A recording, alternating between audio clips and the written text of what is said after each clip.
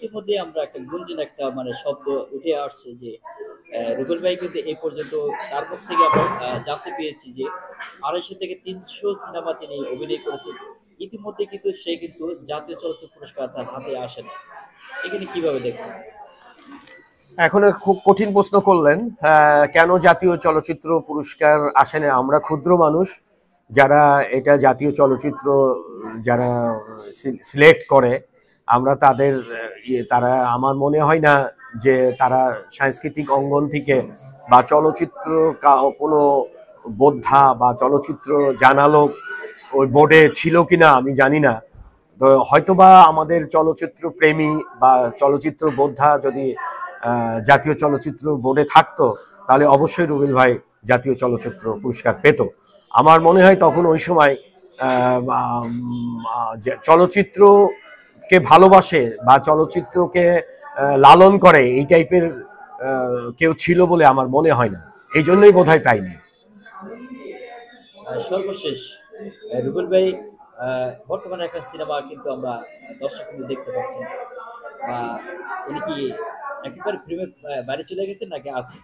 না না, রুবেল ভাই প্রকৃত একজন, রুবেল ভাইকে আমি কাছে থেকে যতটুকু জানি, রুবেল ভাই একটা ভালো মানুষ এবং রুবেল ভাইয়ের প্রতি একটা আদর্শ আছে।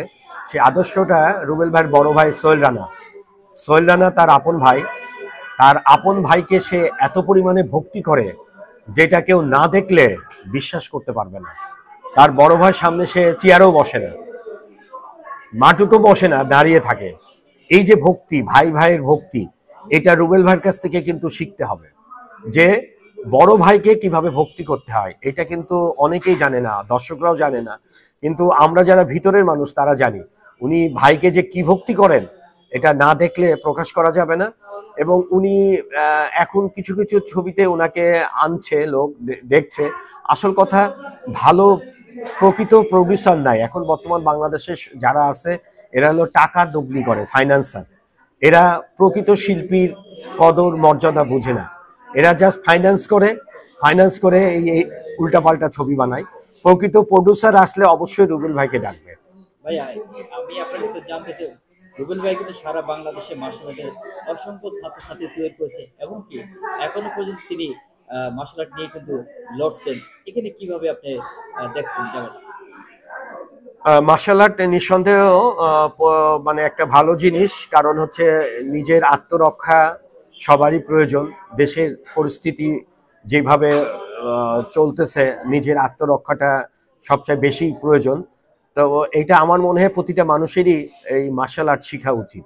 এবং রুবেল ভাই যে উদ্যোগ নিয়ে এই যে সারা বাংলাদেশে কষ্ট করে মার্শাল আর্ট শেখাচ্ছে, এই জন্য তাকে ধন্যবাদ দিয়ে ছোট করব না, তাকে আমি স্যালুট করি।